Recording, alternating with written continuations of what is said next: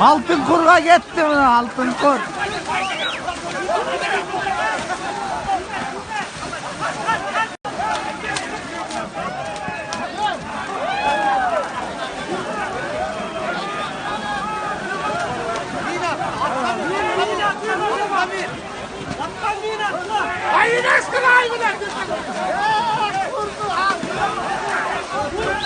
Altın kurga gitti mi? Altın kur.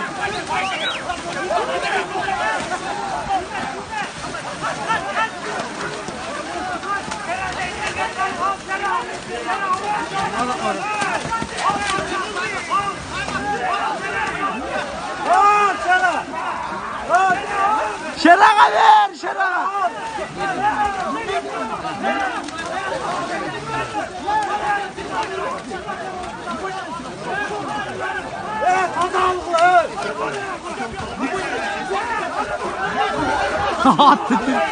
Attı Türk'ü atadı.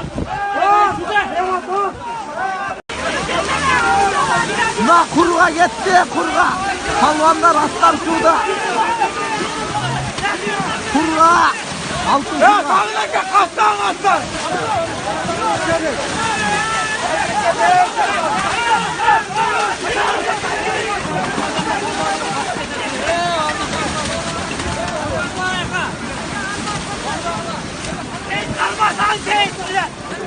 Girmeyin şurada.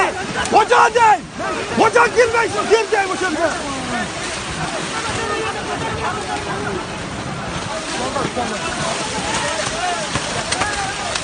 Hadi çamalı git. Hadi çamalı var.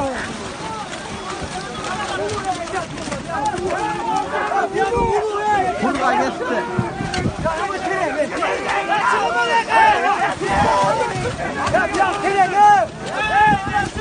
Ödersin bir ayağıma direk.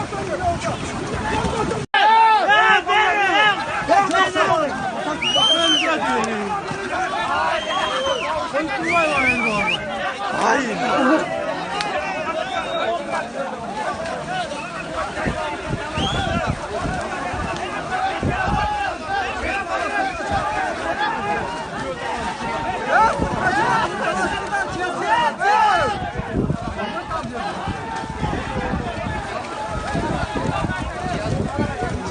Молодец.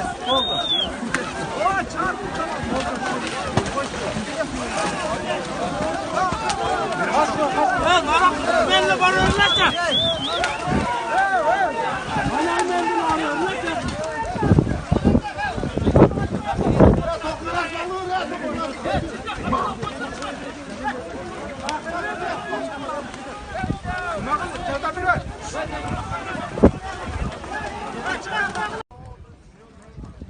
Aman, dat öldü.